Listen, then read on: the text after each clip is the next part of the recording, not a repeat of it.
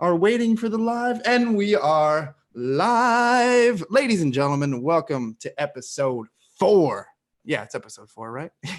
Of Creators in Quarantine. Today, I am joined by Michael Downey from the YouTube channel DownieLive. That's right. First, let's just get a little sound check in here before we continue. Someone please drop in the chat that you can hear me. I would really like that. We're about 30 seconds delayed.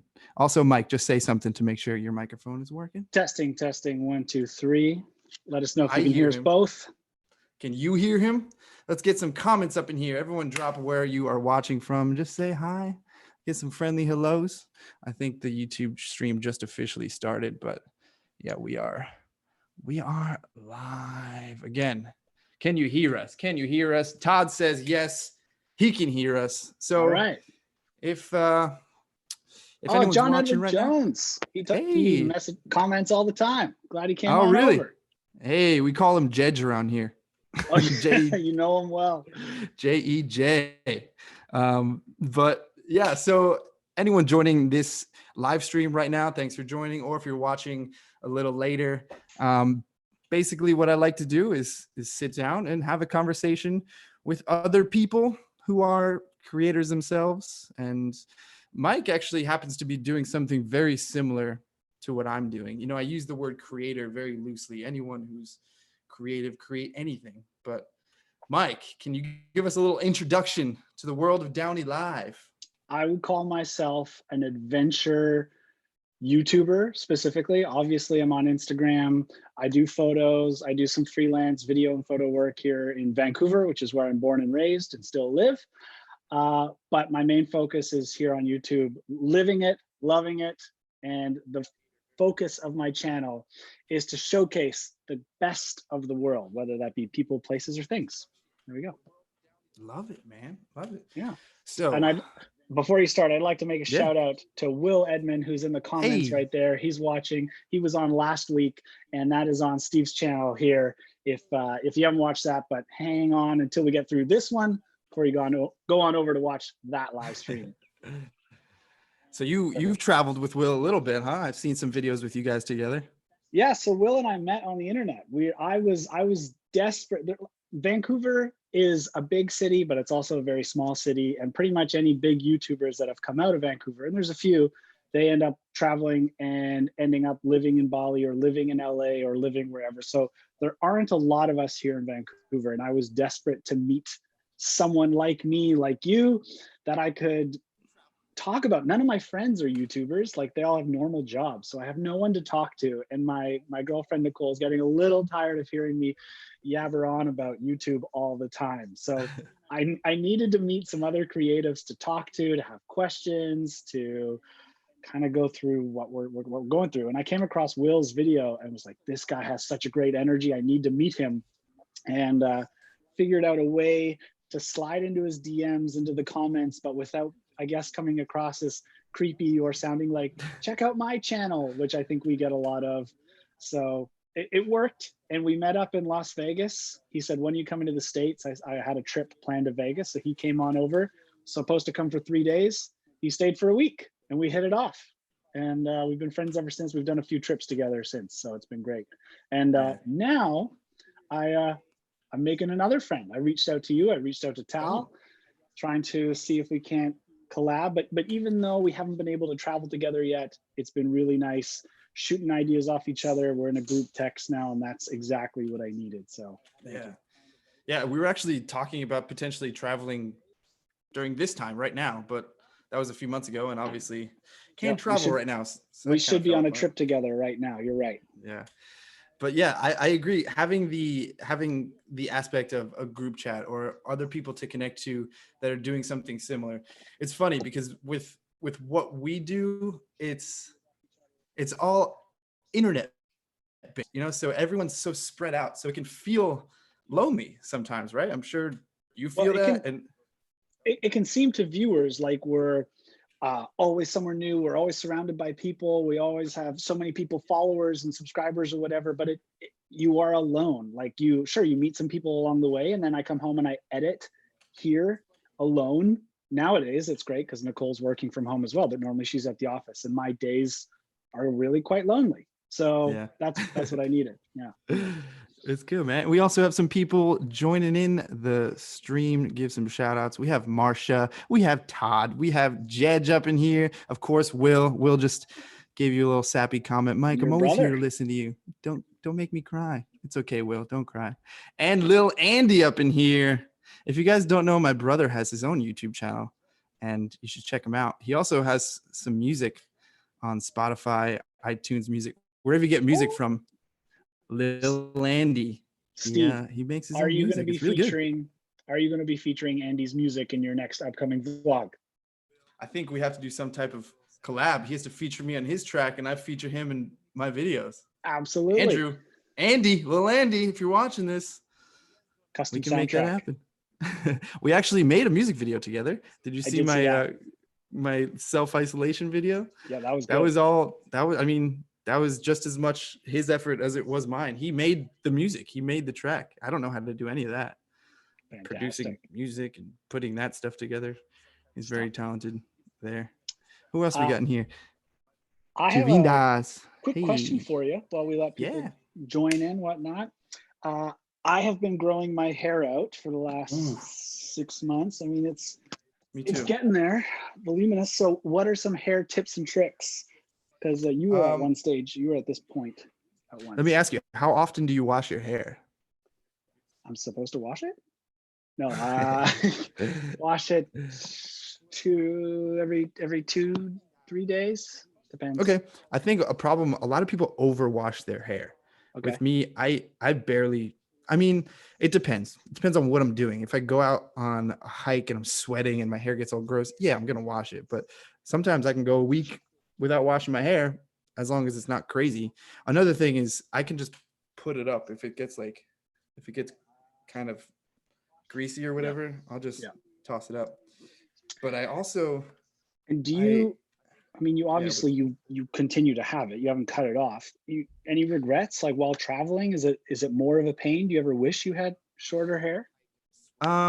yeah, sometimes it just gets in the way, but I feel like it's kind of like part of my brand now. It's just like my idea. I have debates in my head all the time of like, should I just chop it all off? Because it's a lot to deal with, especially when you're traveling and staying places and you're getting hair everywhere. And I feel bad when I stay at people's homes because I shed a lot. I'm like worse than a dog. Okay, good to know I'm not the only one shedding these days. But when I shed, it's like hair this long, so it's serious shedding. But I'm gonna trim it soon. I've trimmed it once, so around this time last year, about February last year, I cut like 8 inches off, so it grew back down. Wow. Yeah, and I have enough now where I think I can donate. Like I have the requirement to donate and still have long hair. Like if I can cut like 10 inches off and still have long hair. So I want to donate some.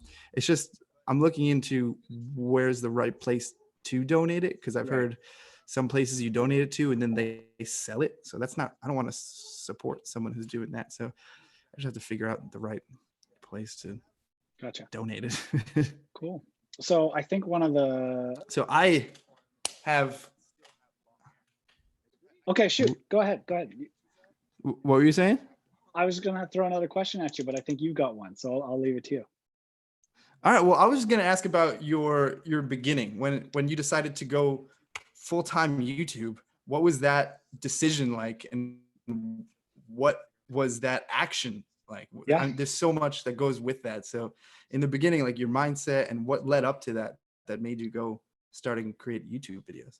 I went to business school in marketing. I had a big drive. I loved marketing. I thought I wanted to go into advertising. I was working at a marketing agency. It was experiential marketing, as they call it, which is kind of like face-to-face, like festivals when people hand out stuff like that. And really enjoyed it. Involved a lot of travel. I was in charge of Western Canada, so I was overseeing 3 cities and really thought this was the path for me. And then we lost our biggest client and I got laid off. It was no hard feelings. It was just the company had to downsize. And it was at that time, I had just gotten back from a trip, like a vacation with some friends, and I'd filmed the whole trip. And I was spending all my evenings editing these trips and just really enjoyed it and thought I was pretty good at it. And once I got laid off, that was the time that I noticed YouTubers and travel vloggers kind of becoming a thing, kind of becoming the celebrity type thing. So this is about 3.5 years ago. And I was, Lost LeBlanc at the time came out with a video that kind of explained how he made money or how he was able to I quit travel. video, right?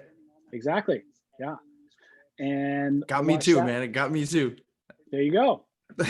But he's from Vancouver. He's my age. I mean, he went to university here. So everything, I was really able to relate to him a lot and figure it out.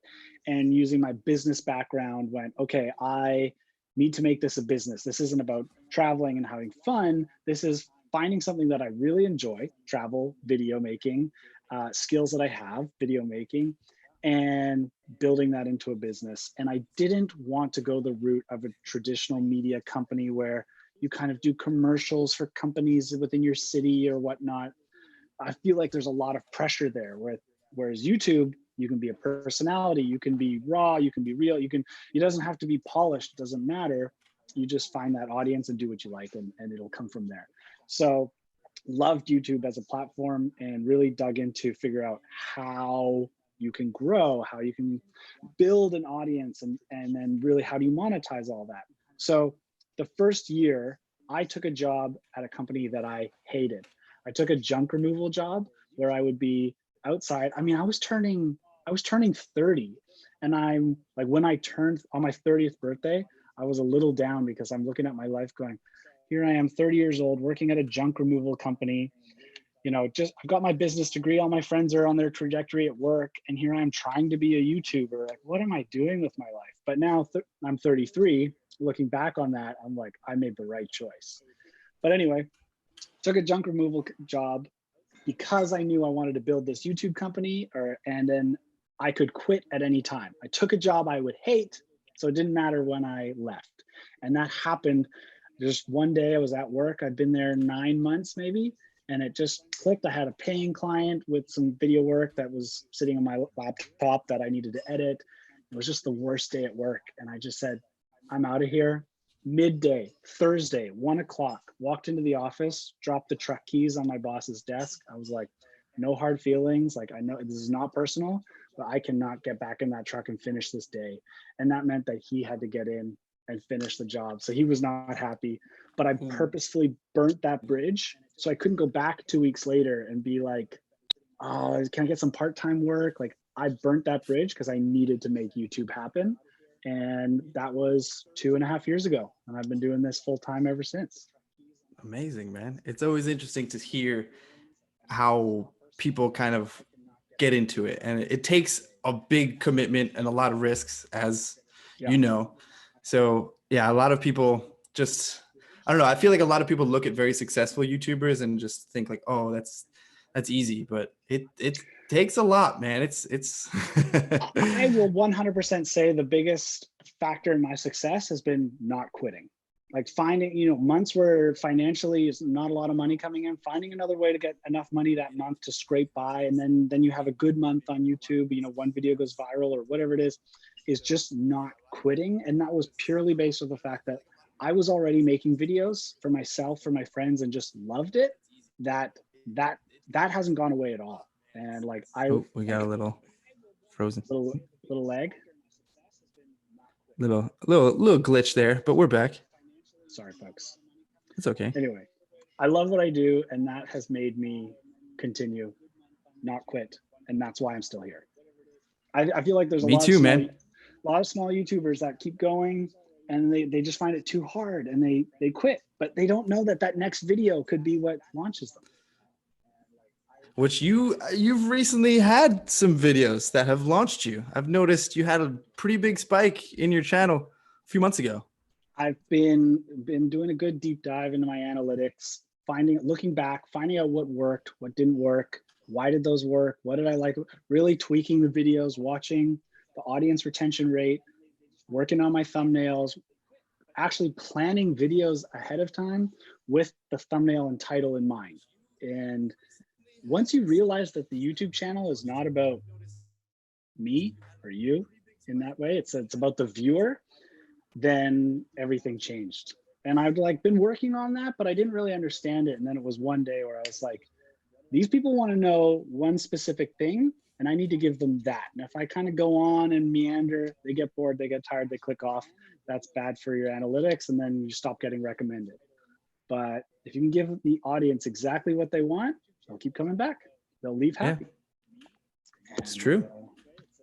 It's worked. That's what I'm saying. Yeah. I could see. Yeah. If for anyone who's not familiar with Mike's channel, first of all, I just love the just flow of a lot of your videos. Like it's very well made. You could tell you have experience with this, and it's very just smooth to watch. At no point do I feel like I'm very involved with the video. You know, it's the way you tell the story. You tell a story, and it's actually entertaining and nice to watch. Because with YouTube, anyone can post anything. So with that, you have a range of amazing professional quality videos all the way down to just cell phone videos of whatever. Yeah. You know, so it's refreshing to see someone like you who's getting the recognition that they now deserve, because your videos are great, man. Very high quality and very entertaining, and you're just a fun, nice guy to watch. Thanks, Steve. For sure, man. You too. You know, thanks. You have a fantastic personality, and that really comes out. And I think that's what people connect with the most is the story and the person. And you'll see this in a lot of different YouTube channels. It's not about the videography or the cinematography or the camera gear you're using. It doesn't matter. It's just how the people can connect with you. And as long as you are talking to one person, you'll find I rarely in my videos say, hey guys, welcome to, I just filmed an intro to one of my videos right before this. And I started it with, I'm glad you're here. And that's like super one-on-one, because when you're watching a YouTube video, it's on their phone, it's in their hand, or on a laptop, you're in their lap. Like you're so close compared to television. They're sitting on a couch, TV's across the room, there's a bigger disconnect. So I aim to connect with you, and like I am bringing you, one person, along with me. I've been trying to do that more as well. I've noticed a lot of people just making it like guys, like everybody, but when someone's watching it, like you said, it's one person. So talking to that one person, makes them feel special. And it actually, I've noticed that too. I've tried to do that with my videos as well, talking to one person. And another thing, how we mentioned, the personality aspect of it. I don't think anyone necessarily excels on YouTube because of a certain type of personality. I think it's because they're able to capture their own real personality. When someone's successful on YouTube, it's because they're being themselves, and people will only connect with someone when they're being genuine. And you can tell, you could read right away when someone's not being real, and there's just something off. You just feel it. You can't even explain it, but you just feel like they're just not being real. Like if the camera went off, you wouldn't be acting like this. So I feel like that's when people start developing a connection with the audience. But you had to quit. Sorry to cut you off. I was just going to say, on your point, I watch a wide variety of YouTubers, from really cool, slick professional videographers and photographers to like really nerdy guys talking about really nerdy subjects that I'm into. And it's great. You're the nerdy guy. I'm okay with that. Like, I just want to watch, and you do you. And then I want to watch you doing you. Like, just be you, whatever that may be. You can be outspoken or you can be quiet. Just be you. Yeah. So we got some questions in the comments. First of all, we got my boy Tyler Buchanan up in here. What's up? He said, hey, Steve, looks good, homie. Thanks, Tyler. And my buddy Kenny up in here. Saint Sheriff, where will be the first place you both travel to after this pandemic?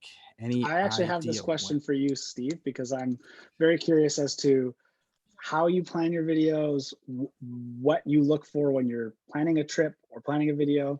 So you go first. So to answer Saint Sheriff's question, I don't know when or where I'll be able to go next, which is really weird.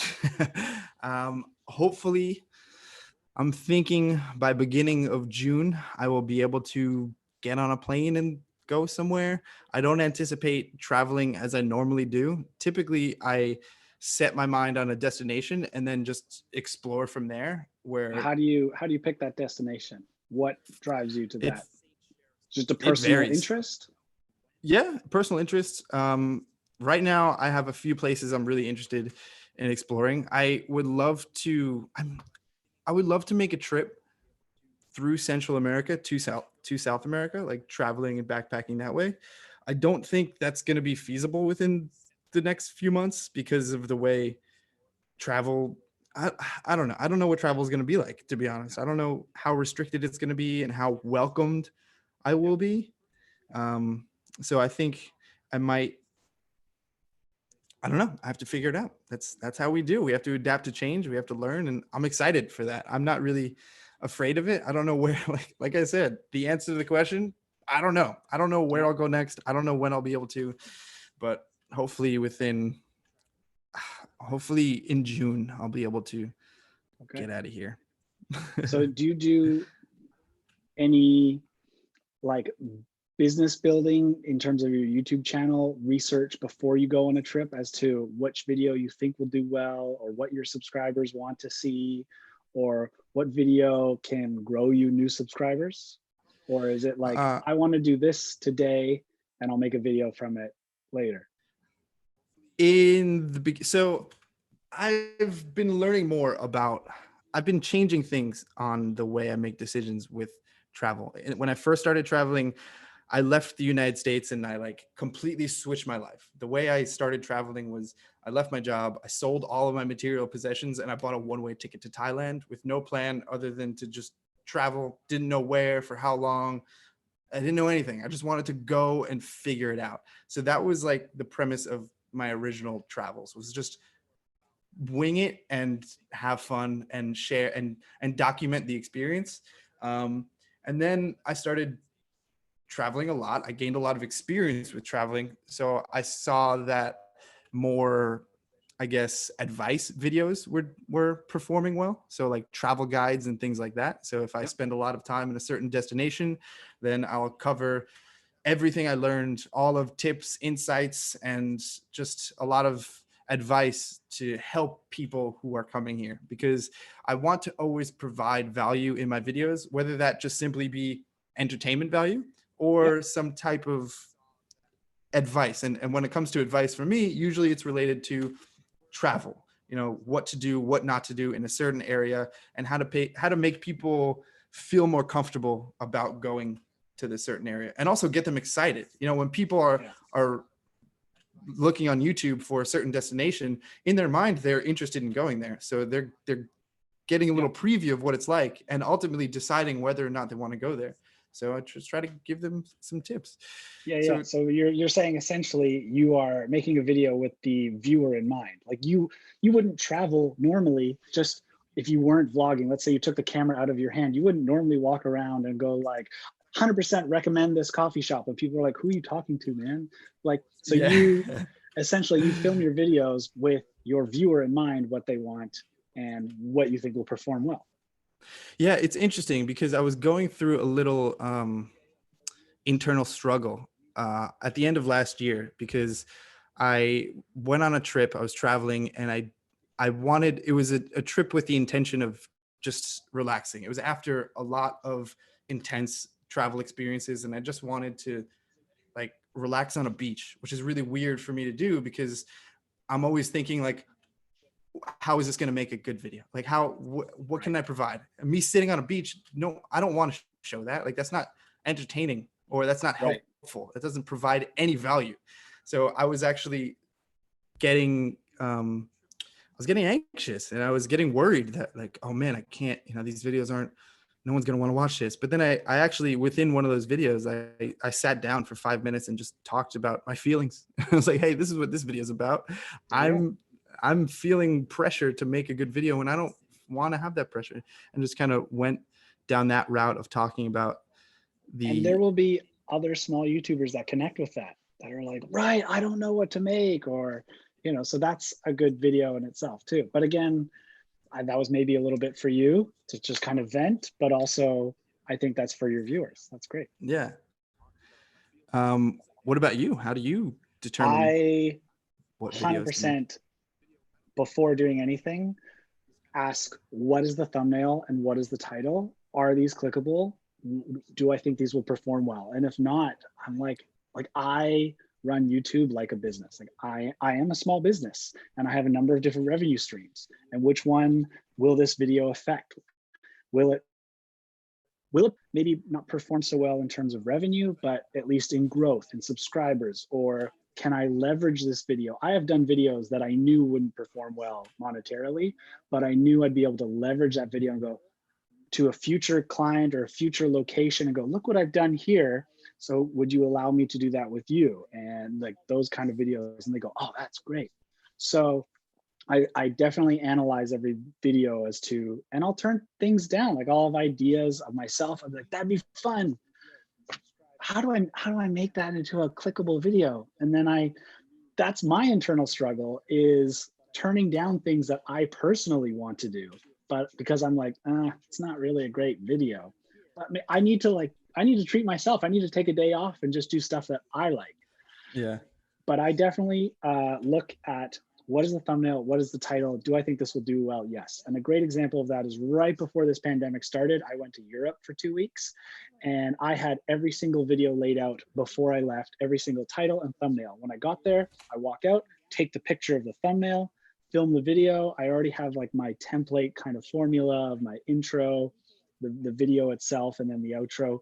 And it's really good on those trips because your outro / intro can lead from the video you filmed yesterday, because it's all fresh in your mind as what you filmed, and you know that's last week's video. And at your outro, you're talking about next week's video, which is tomorrow.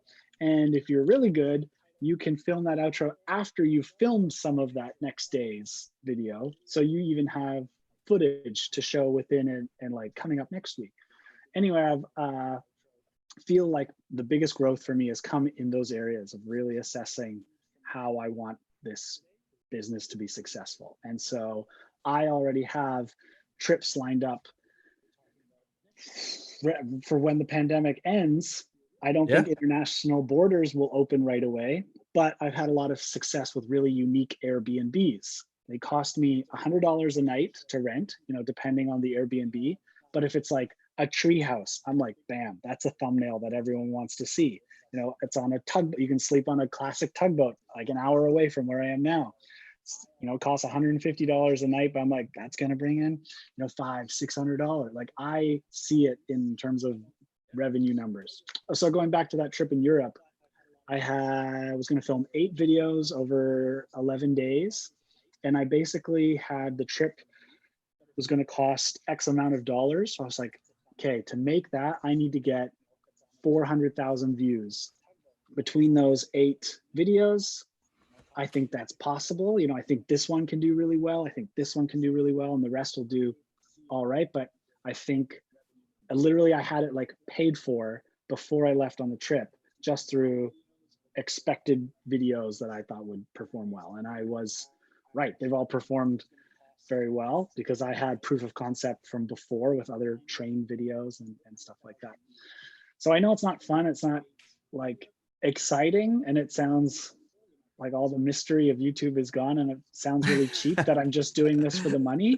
But I have to look at it as, if I want to survive and continue to do this, we need to make money. And people go, well, you're a sellout. You go, well, then I need to go get a job and you're not getting any videos. So I don't know what to tell you.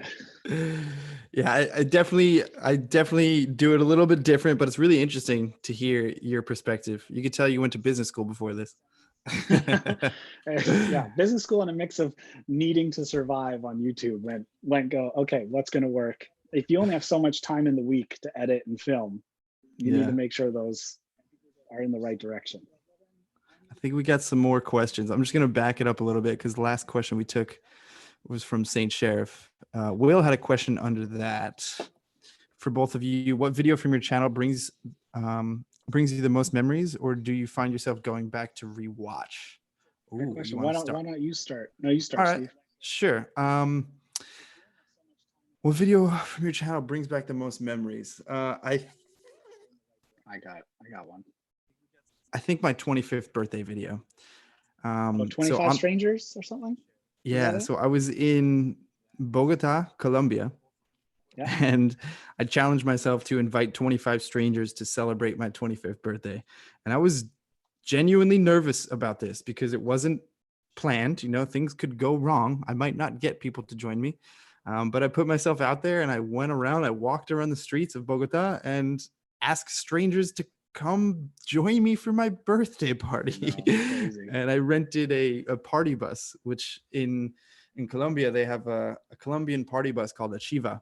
And it, yeah, I rented it and had everyone meet me at a certain location at 7 p.m. And sure enough, I think I had 16 people show up to Wow. the location I had them meet me, and I had an hour. So I told them to meet me there at 7, right? But we weren't getting picked up till 8. So I like 16 people showed up at 7 p.m., but we met at a bar. And I did that because now we can get more people to come. So I used those 16 people to help me go get more people. And we did it. We actually got on the bus at 8 p.m. with 24 people. And we drove to, so one of the guys who was there called his friend, and we went to his house and picked up his friend, and we had 25 people. And it was like, we did it. It was so much fun.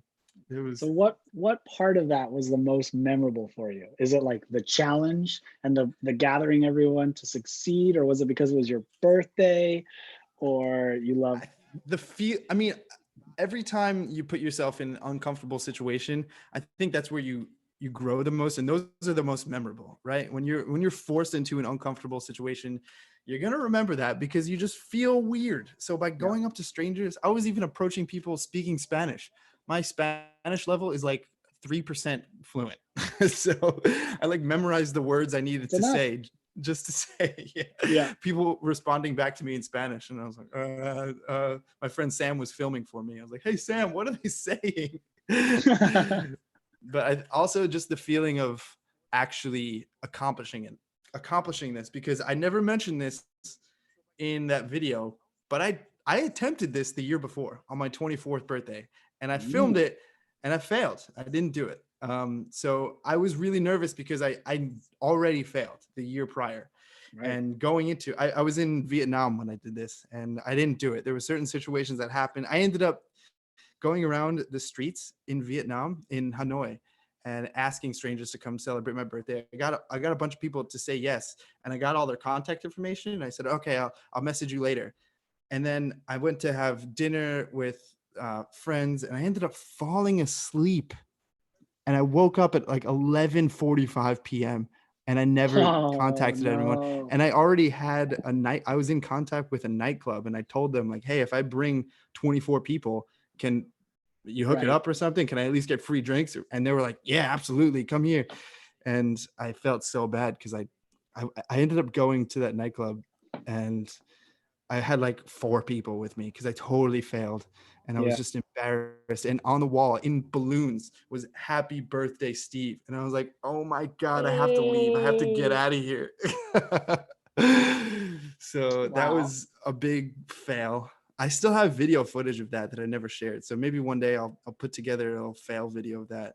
But I think one of the reasons the 25th birthday was so memorable was because I was really nervous going into it, and I redeeming yourself. Yeah, proving that you can do it after all. I redeemed myself, so that was memorable. What about you, man? What comes to mind for a memorable video? One of my most memorable videos. So for those of you that don't know my channel, half of it is adventure, travel related, etc. I call it adventure because it's not always travel. I am based out of Vancouver. And the other half of my channel, which I used to kind of start and launch my channel, was behind the scenes side of things. So I would reach out to different companies and jobs that do things that the average public is not allowed to do. And they would give me permission to show it to other people. And it was a great way to, like, everyone wants to stay at the 5-star resort, but unless you have 1 million subscribers, they're not going to have you come stay with them for free. So my angle was, well, maybe they have some cool facility manager or someone that does a cool job there that never gets any promotion or shown anything. So I can leverage my YouTube channel to say, well, I showcase that stuff. And next thing you know, I'm at the resort and whatever it might be. So one of my first videos where I was really leveraging that was I was driving across a bridge one day and I saw a tugboat coming underneath the bridge. And I was like, I've always wondered what it's like to be on a tugboat. So I emailed 7 tugboat companies in the Vancouver area. 4 of them got back to me and said no. 2 of them didn't get back to me. And 1 of them said yes. And I was like, great, I'm going on a tugboat. And I had done 0 research. I had no idea what to expect. Got on there, thought I could do like a couple of hours and then just leave after filming. But they're like, great, welcome. It's a 12-hour shift. And I was like, oh, I like haven't brought any food or any water or like anything. But anyway, get on the boat with them. And there's a guy, so we were pulling log booms that day. And there's a guy who literally physically has to jump onto the log booms, balance on the logs, like stick a giant metal pole in the water with a hook, pull up the chains, disconnect them, reconnect them, all this stuff. And I couldn't believe that someone's job was to balance and run along logs. Sure enough, he falls in the water and he's like, oh yeah, that happens all the time. I bring like 7 spare change of clothes because this happens every day. And I couldn't believe it. But that was for me, like a boy childhood dream to be on a tugboat. And I'd finally made it. I had like 600 subscribers. And this was also just kind of proof of concept of I can do this. And then I took that tugboat video and leveraged it to go to the next cool behind the scenes thing. You know, I'm like, look what I did here. So we have a brand new stadium that was used in the Vancouver 2010 Olympics with a retractable roof. Well, I got to go up on the roof and into the rafters underneath it and like poke my head out up top and film all that. And no one gets to go up there because I had done the tugboat video. And now I use that stadium video to get me to this bigger place. So anyway, the tugboat one for me is special. That was 3 years ago. Hope that answers your question, Will. That's interesting, man. Tugboat. I've never been on a tugboat. I don't even really know what a tugboat is. Yeah. Tugboat. It pulls barges, it Tugs? pulls log booms, it tugs. Yeah. Anything that needs moving on the water. There you go. Well, it seems like a really cool experience. I can't believe that guy actually has to get on the logs and roll them himself, balancing on it.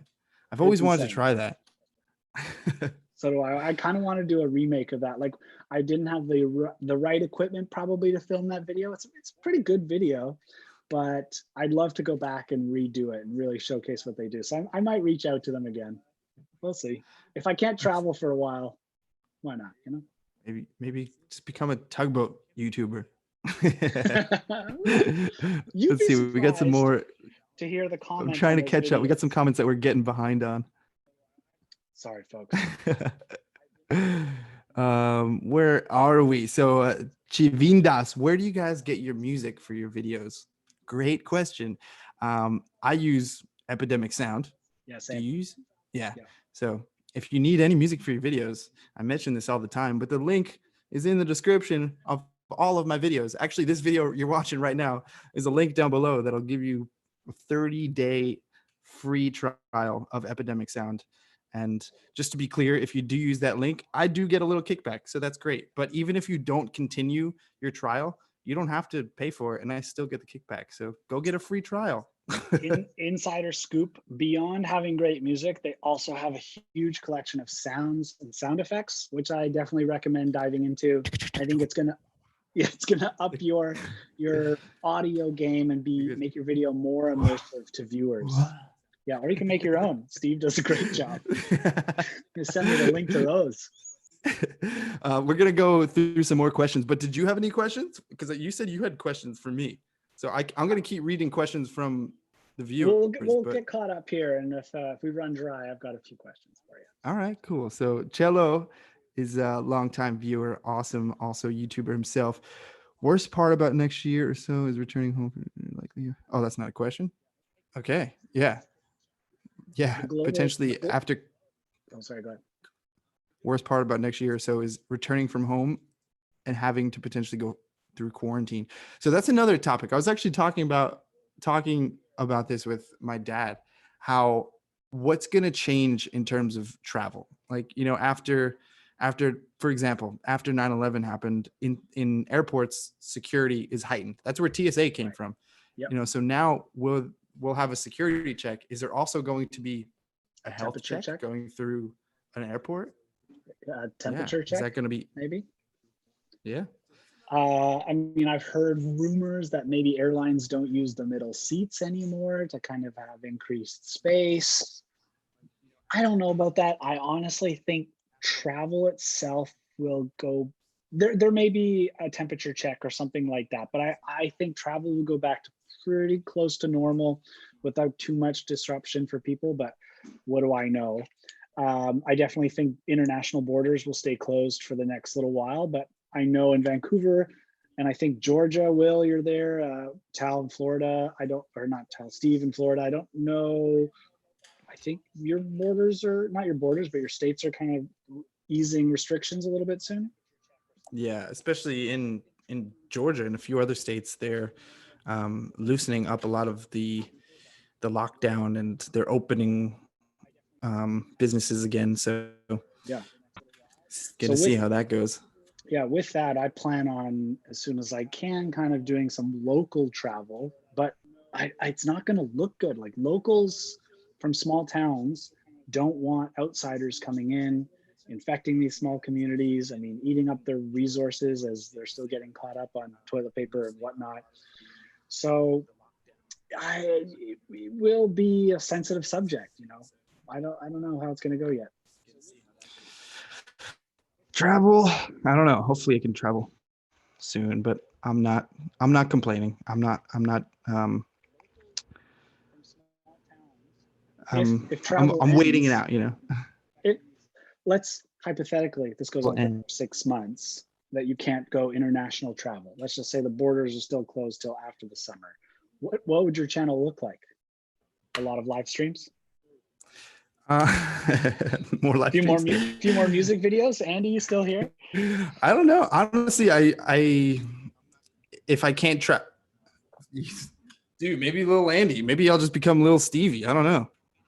I guess my question is, I mean, I feel like whether I don't know if you dislike Florida and that's why you're always off looking to travel and get out of there, but I feel like it has a lot to offer, especially Orlando's a big city. There's probably a lot for you to explore. Am I frozen? You're frozen. I'm frozen. Am I back? You are okay. I feel like there's a lot you could showcase. The thing is, for me in Vancouver, I haven't done many videos on Vancouver because I go, oh, it's boring. Like I'm born and raised here. Nothing is new, but there's so many people that watch my channel that have never been to Vancouver. So it could very well be a travel video in their eyes that I've arrived here in Vancouver. And you could do the same thing in and around Orlando. You know, your travel guides, you've got the time if you're able to move freely and whatnot, you can kind of dive into your local neighborhood. And for me as a viewer, that's all new stuff. Yeah, and honestly, I think it's just staying relevant with what is on people's minds. And obviously, this pandemic is what people are interested in right now because we are all affected by it. And I think that's the thing. You know, we're all experiencing this in our own ways, but since it's a topic of right now, it's relevant. So even this fact that we're talking right now, having a live stream, I wouldn't be doing this if it wasn't for the pandemic. You'd be off somewhere. Yeah. So, I mean, I think if this were continue, hypothetically, if we were to not be able to travel for 6 months to a year, I would figure out a way to adapt my content to still be interesting and keep going with something relevant. Cool. Great. If you can't travel, then I don't want to make travel videos because why post a video about travel if you can't? I'm sitting, I have a bunch of videos that I filmed already that are travel guides, but I don't want to post it right now because people can't travel. So I feel like it's not appropriate to post that right now. So, but do you feel like maybe people are daydreaming about where they want to go once they can travel? I did post one video called top 10 places to travel after quarantine, and it did really well. And I positioned it with a clear opening, like talking about the current situation, and made it clear that I'm not currently traveling because even though I've been posting videos of my previous travels, and every time someone's like, "You're not supposed to travel," I clearly stated that this was filmed 6 months ago. The Chivindus has a pretty good question. It's kind of on the topic we've been talking about. So do you think it's a good idea to diversify your channel? I I'm sure you've heard this, but people say if you want to grow, it's niche down to blow up, that kind of thing. Be specific about one topic. I said, forget that. I have a wide variety of interests. I want to try new things all the time. So for me, I diversified. I do behind the scenes, I do travel, I do a little bit of lifestyle, but it's kind of whatever I want to do. And there will be someone with an interest. And I hope with my channels that there are people out there that go, why do I care about a tugboat? I have no interest in watching a tugboat, but I enjoy watching Mike. So I'll watch a 5-minute tugboat video, and then they watch it and they leave and they're like, I had no idea that's how tugboats work. That's so cool. That's my goal for my channel. So I say, yes, go ahead and diversify if you like. You can even specify in the title of your video if this is like a vlog, or this is a behind the scenes, or travel vlog. So people kind of know. There's a number of channels that I watch that I know I like this when they put out this kind of video, but not these ones. And so I don't watch that one. And I watch these ones from the same channel. They just have in their title a little bit different. So I know what kind of video that is. So I absolutely think it's okay to diversify. Steve? Yeah, I agree as well. And I think I do diversify to an extent. You know, as we were just talking, I made a music video. Like, that's not relevant to anything that I've done, but I like to do that. So that's what I'll share. You know, I'll continue doing things that I like to do. And my videos do range, especially even the diversity of locations. That's another, oh, we just got someone dropping a little super chat up in here. The traveling clout with those Filipino pesos. Steve, Very make 12 more nice. music videos, please. Thanks, mabuhay. Thank you so much, sir. Steve, Traveling Clatpo. I think it also goes back to when you were talking about personality. We want to see your personality. And if that means mixing a travel video with a music video, and I'm going, I don't like music videos, but that's okay. I don't have to watch that one, but I expect that from you if that's what you're into. That's what I want. I want you to be you. Exactly. Exactly. So I think ultimately people will watch you for being you, whatever. That's the goal, right? I mean, you want people to watch your videos because you're making it. Yeah, 100%. Boom, boom, boom, boom. Oh, we got another. Jedge, thank you so much. Jedge with the $10 super chat.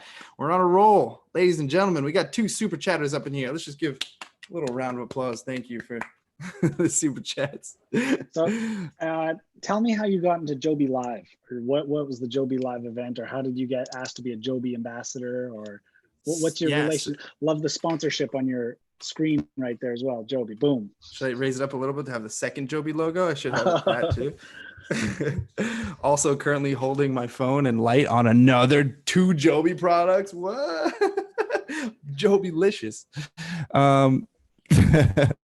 So yeah, I guess I'll review how I got involved with Joby. So this right here is called a Gorilla Pod. If you've seen any YouTubers, you might, oh wait, I forgot the microphone is on it, so I probably shouldn't move it around. But yeah, essentially this Gorilla Pod. I've been using different versions of Gorilla Pod since I started making videos, dating back to being a fan of Casey Neistat. He was the king of vlogs. So I remember I was doing a road trip and I lost my Gorilla Pod and I was upset and I wanted a new one. But at the time I was developing my YouTube channel. So instead of buying one, I sent a message to Joby and said, hey, I lost my Gorilla Pod. This is something I use all the time. You're a brand I love. Joby's a brand that I completely admire. They make awesome products, and they also really support the creator community. You know, they're very involved online on social media, and they're really cool. Their brand is just fun, right? So I reached out to them originally just offering like a very small sponsorship, like maybe send me a Gorilla Pod and I'll mention it in my videos or show it. I already do show it. It's something I use. So it's in my life. It's in my products. And they sent me two Gorilla Pods and I was stoked. I was so happy. I was like, hell yeah. So I started taking some photos and videos of this, and then they were launching a new one. Like at the time, they were launching this brand new GorillaPod 3K Pro. So I just was in contact with them, and they said, hey, we're actually launching a new product. If we send this to you, can you make a sponsored video about it and we'll pay you? And I was like, yeah. And it was not a little bit of money. It was the most money I've been offered for a sponsorship. So I was like, Awesome. yes, I could definitely do that. It's something I love to do too. I mean, it's something I use anyway, so it works perfectly. It's not very, it's not weird. It wouldn't be weird if I'm talking about this. Right. So I ended up just connecting with them. I did that sponsorship and they really liked it. And it was a while since I talked with them. Unfortunately, that video didn't even perform that well. I felt so bad because I put a lot of effort into it to make it kind of interesting. And they really liked the video, they said, but it just didn't perform that well. So I felt a little intimidated to try to continue a relationship. But earlier this year in January, I just reached back out to my contact at Joby and just a little refresher, like right after the new year, just sending a hello, you know, just in case, just want to be top of mind kind of thing, just in case anything comes up. And man, this is great for anyone listening that is starting your own YouTube channel or your own business, regardless of what it is. I mean, the stories that Steve's telling right now and the one I told about the tugboats, it really doesn't matter. Shoot your shot, send them an email, ask. You never know what kind of situation they're in. Sometimes they're just desperately, like they have a whole bunch of these tripods lined up because it's a new one and they have a quota to send it out to 100 YouTubers and they're trying to get a hold, and then your email comes in. Like, you don't know what situation they're in, and it's worth sending that email. Now you've built this relationship with them where they sent you to this Joby Live event all through and paid you. So getting to that, like I said, earlier this year, I just reached out to them, basically just catching up, just dropping in. And then they got back to me. As a matter of fact, yeah, we would love to work with you. We have a bunch of new products launching this year, and we would love to sign you on for a year contract. That's fantastic. What? So I did. And then also while we were finalizing that agreement, my contact over at Joby was saying, hey, we actually are sponsoring this event called Playlist Live in Orlando. We would love to have you there. We want to have some of our ambassadors come out and represent our brand. Would you be available? And I said, hell yeah, I'm available. So they ended up flying me down to Orlando at the end of February, and I've been here since. So Playlist Live is essentially a conference that happens every year. I think it was originally created with more of a YouTube focus. So they have a lot of creators come, and then their fans can have the chance to meet them. And there's different seminars and different panels where people talk and give advice and just a bunch of different things going on. There's like a main stage where they have performances and stuff. And yeah, so Joby flew me out for that. And I was there to represent Joby. I was just kind of at one of their booths and talking to people and just talking about Joby. So how do you feel about doing sponsorship videos? Maybe apart from Joby, because that's a pretty unique, cool ambassador 1-year contract. But you've done other sponsored videos. How do you feel about doing those? Do you feel like a sellout? Do you feel like, I don't know, talk to me about it. No, I think as long as it's relevant, I'll never promote something I don't believe in or use myself or think it's something that's valuable. Like I've had plenty of random weird businesses reach out to me asking to promote their stuff. And I would never. I got one asking me to promote winter tires and some that are asking me to promote glasses. I'm like, I don't wear glasses. Like someone sent me like a portable sauna. Not sent me, but sent me a message as if they like, why would I?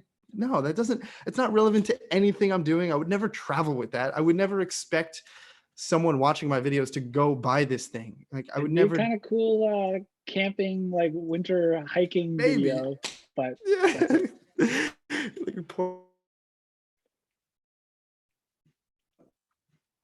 have that, but just random stuff. But yeah, so I've done sponsorships with brands like Squarespace, because I made my own website with Squarespace. So again, I'm using it and I loved it. Why not work with them to promote something I enjoy? Hostel World. I've worked with Hostel World a lot in the past because I stay in a lot of hostels. Yeah. It's like all things, I tried to keep it relevant. Obviously, I have to figure out how to monetize this. So by working with brands, that's I like that route. I just actually recently launched a Patreon for the first time, and it took me a lot to even go public with that because I Me just too. feel bad. I just don't like asking viewers I know. to contribute money, but some people actually want to, like Yeah. Jedge right there, and Todd, my Patreon. But it's I'm getting over it now, but I'd rather ask a brand to support me because brands have a budget for marketing, Right. and I'll throw a sponsorship on a video, and then I don't have to worry about asking my viewers. But recently I haven't been doing sponsorships at all. So if anyone out there is interested in joining my Patreon, link is in the description. 100%. I've got one too. I've got one. Yeah, boom. Check out Mike. And I see on your YouTube page you have merchandise. Talk to me about your merch, how you decided to go with it. What'd you do? How does that fit into your business strategy, or was there demand for it? I don't know. Talk. So when I originally made merch, I think it was back when I hit 10,000 subscribers. I think that's when I launched my merch. Okay. I was in the Philippines at the time, and it was just something that a few people actually mentioned, like, why don't you have merch? I was like, all right, well, if someone's asking for it, I gotta make it. And it's also a huge trend. Like, I think it was about 2 years ago when I first launched my merch, and every YouTuber was doing it, you know? So it was like something that I just felt compelled to do, and it's kind of interesting. And I was had also hit a milestone. You'd hit 10,000. So it's kind of like, so there's a reason to celebrate, you know, and launch something and do something new. And people started feeling connected to my videos. So now they, you know, having something tangible like a t-shirt or something tangible is cool. And you feel connected.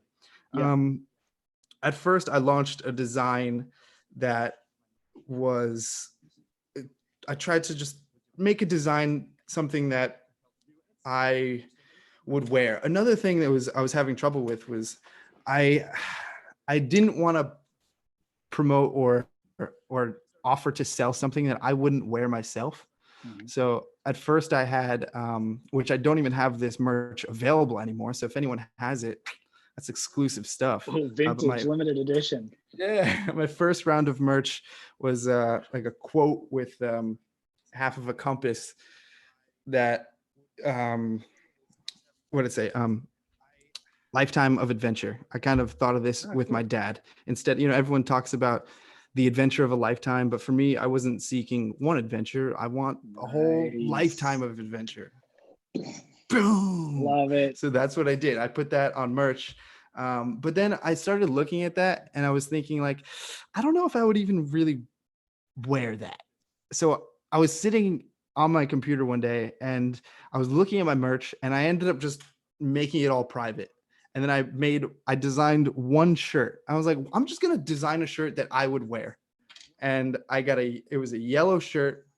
Banana heart. A banana heart. It's like, that's something I would wear.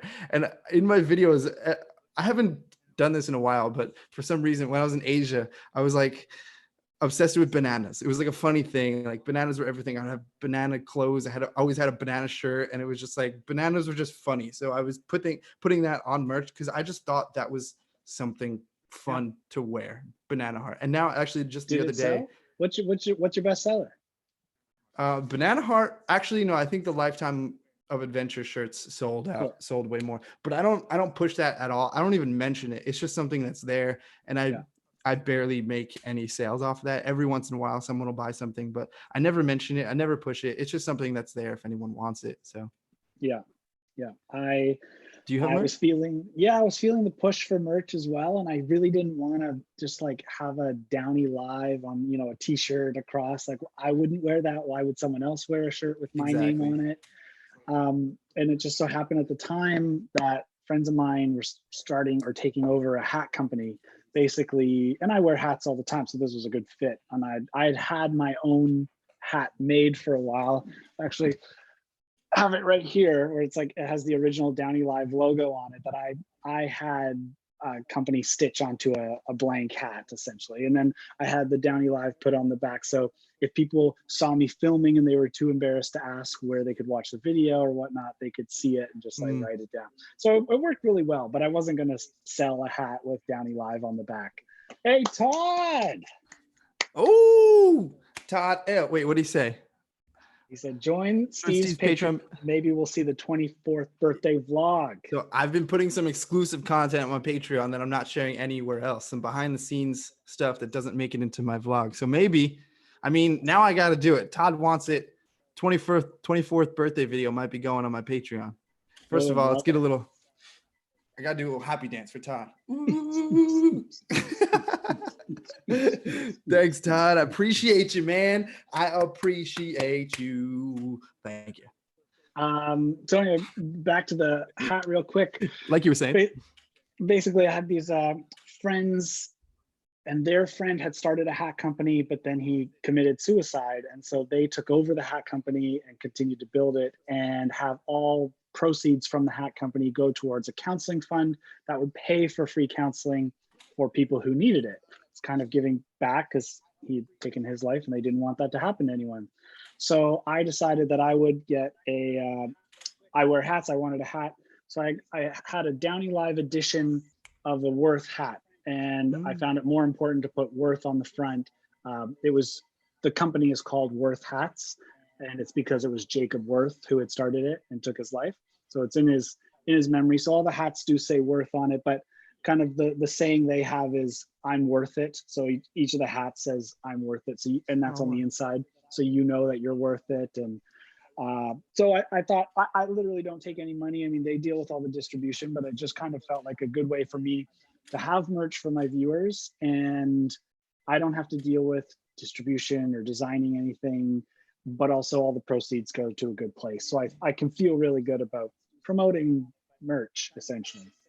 That's amazing. I really like that. Yeah. I'm just always curious about, everyone has a different way of doing everything, a different strategy. I was just really curious to hear how you got into yours and how it performs and all that. Yeah, mine, like I said, I don't even promote it at all. It's not really something I get a lot of traction from, but something I'd be more interested in is something similar to what you're doing. That would actually make me feel better about it. And they're great hats. I mean, their slogan is they're a hat company that makes amazing hats and supports mental health. So they're not like cheap hats that's used as a fundraiser. They have like wool hats, they have wax hats if you want a waterproof one. I mean, they got a whole variety of like great hats. And then on top of that, they just kind of essentially raise the price a bit. So you're making a donation, but they have a 1-for-1 hat where every single of that hat that's bought pays for an entire counseling session. So it's like $100 hat, but you know that your hat that you bought paid for an entire counseling session for someone. So it can be pretty, positive. It's great. Yeah, man. It's incredible. I love it. You know, pretty much most of the questions I had for you. We should check the trying to read through here. Yeah, I'm trying to go back a little bit. I know there's some comments that we skipped over. Yeah, apologize. If the traveling Cloud is still here, what's up, dude? Stuart. Who's Stuart? Steve? Is that your dad? My dad. It's my father. Nice. How anxious are you about hitting 100K subs? Oh, you're there, man. That's happening very soon. Stu, can I call you Stu? Is it Stuart? Yeah, you can call him Stu. He goes by Mr. Yalowitz. Am I anxious? No, I know I will hit it. It's a matter of time, and it doesn't matter when you hit it. Obviously, the sooner you hit it, the better, because then you have those people with you for those next videos. I definitely watch the numbers every day. I won't lie. I will say I'm checking them, but it's all, I mean, it's a generic number that means nothing, because after that it'll be like, well, when's the million? Or there's always a bigger number. But with 100K subs comes a plaque, the first plaque. So that's pretty exciting. The physical achievement. Yeah. You get the plaque.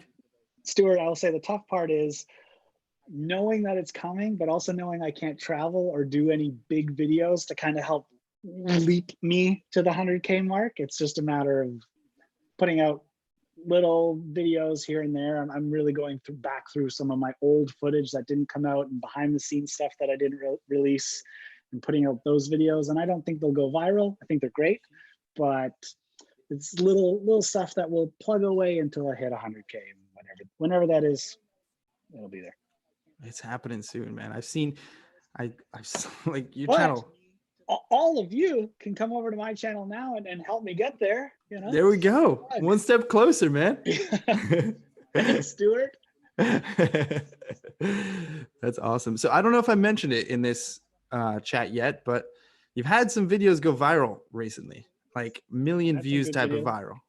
Yeah, I have a couple of videos that have over 1 million. Wait, yeah. So the videos that I was on the. You go, guys. What? You go. No, what were you? I was gonna say I was on the trending page at one point too. Really? Yes, did you but see that? Not for a video that was trending. I checked my YouTube like analytics page, and there was a notification at the top, which is just like, you know, so and so creators dropped a new video essentially. But I click it to see who would put out a new video, and it was, congratulations, you're on the trending page. And I was like, what? And so I click it, and it took me to the trending page, and I had been selected as creator of the month or something like that, like randomly. I don't know how, and I would have missed it. I was only on there for 6 hours, but my impressions spiked like crazy. And I was right between a new Ed Sheeran music video and a new Justin Bieber music video. Yeah, and they just put like my 3, it was kind of like a slider where you could check out some of my videos. So it was, you could see my 3 most recent videos. I mean, they were much smaller on the trending page on the phone. It's like giant thumbnails, and mine were 3 small ones side by side, kind of wedged in between. So it didn't really do a lot for my subscribership, but that was a cool honor. No idea how they chose me, if it was a person or if it was a bot, or I don't know, but it was great. And when was this? How long ago was this? 6 months ago. A little frozen. 6 months ago. 6 months? Yeah. Nice. I'd say so. That's cool, man. That's crazy. Anyway. But yeah, your train videos. Yeah. Blew up, man. You want to get into the train stuff, yeah? Dude, how can I ignore that? I gotta ask about the train videos.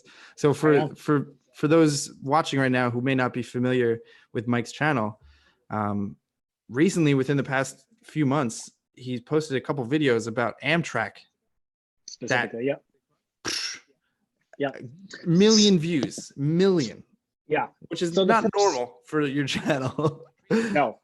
So the first one was I went to a wedding in San Francisco, and instead of flying back, because I flew down, actually I did a road trip down, but instead of flying back, I was like, I have the time. Why don't I try something different? I'll take the train. I can work on the train. It'll be beautiful along the coastline from San Francisco up to Vancouver. And to be honest, I mean, it was after a wedding. I was tired. We had the bachelor party before that and the wedding. I was not really in the mood to be filming, but I was like, this is my job. I got to do it. So I filmed it. And I had a great thumbnail where I looked really almost upset or like unhappy with the experience. And I talked about, I booked a business class ticket, which is, I guess, not usual on Amtrak. You either get a coach ticket or a sleeper ticket. Anyway, the video did well originally. I think it got 100,000 views and then kind of plateaued. I said, okay. And then 6 months later, it jumped to 600,000 over a week. And I was like, well, that's strange. And I was going to head down to see Will in Austin, was planning a trip with him. So I said, okay, if this Amtrak video is doing well, I'm going to test it. I'm going to do another Amtrak video, going to do pretty much the same template, the same formula, and have a very, very similar thumbnail. And I did all that, and I titled it the same way, but instead of going from San Fran to Vancouver, I did New Orleans to Austin. Again, 24 hours on Amtrak. And that video hit 1 million views in under a month, in 3.5 weeks. And the first one jumped obviously from 600,000 to 1 million in that same time too. So I said, okay, I'm on to something. And so then I planned another one with Will, and it was a 2-day trip from Chicago to Seattle. And I split that video into 2 videos. And the first one, part 1, is at 700,000 views, and part 2 is at 500,000 views or something like that. So I think between the 4 Amtrak videos I have 3.5 million views, something close to that. Yeah, they've done really well, which is exactly what I will be doing as soon as I can travel to the States. I'm going on Amtrak. Yeah, man. I'd love to come with you. I've never been on Amtrak before. I've actually genuinely been interested to see what Amtrak is like. So I watched your video. It's a Looks really nice. enjoyable experience. You sit, you relax, you just Yeah. travel, you watch the scenery go by, you chat.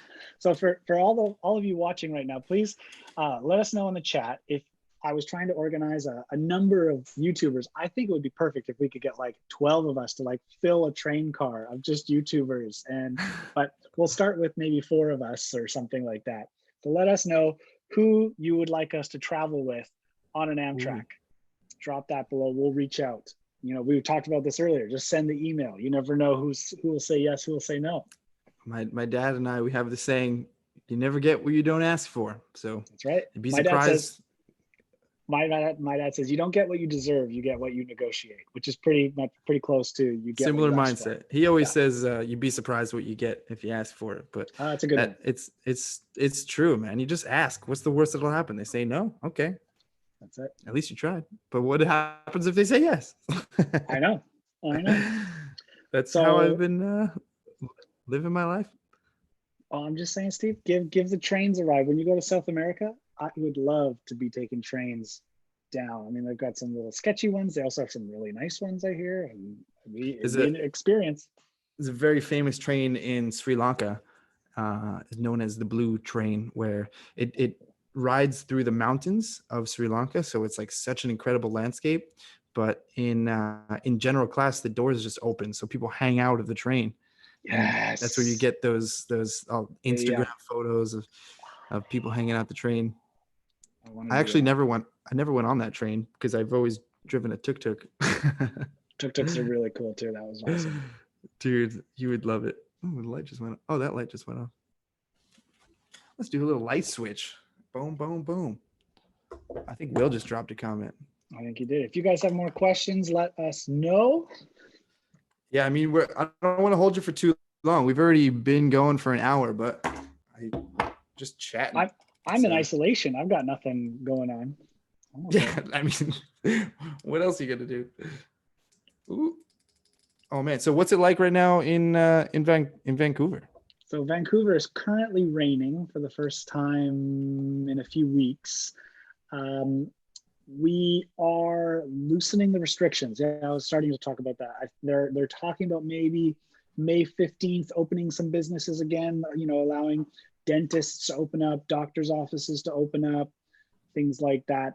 Restaurants and bars will stay closed. Those are like high dense meeting areas, but they're starting to open some of the parks again to kind of let people breathe and get outside. So it's getting there. I mean, it's still 80% of people are wearing masks. We're still being told we should be wearing masks out in public. And yeah, I put out a kind of a video as a time capsule to showcase what it's like in this time, because I went out one day and the streets were dead quiet. So I actually went out to the airport and I filmed inside the airport and it was closed. There was not a person in sight at any of the check-in counters. I went to the luggage retrieval carousels. They weren't running. There was nothing. It was so weird. So then I went downtown at a typical rush hour, empty, because everyone's working from home. So it was just felt like a ghost town. So I just documented it as a time capsule that I can look back on at this bizarre time that we're all in at the moment. But it's starting to get busier out there again at the moment.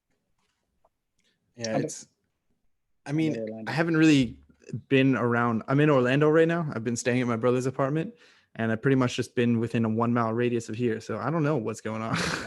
Yeah, that was the one day I went out on my motorcycle, helmet on, gloves on, you know, I'm safe. But what's it like? Are you going head to head with your brother at the moment? What's it like being in such close quarters for so long?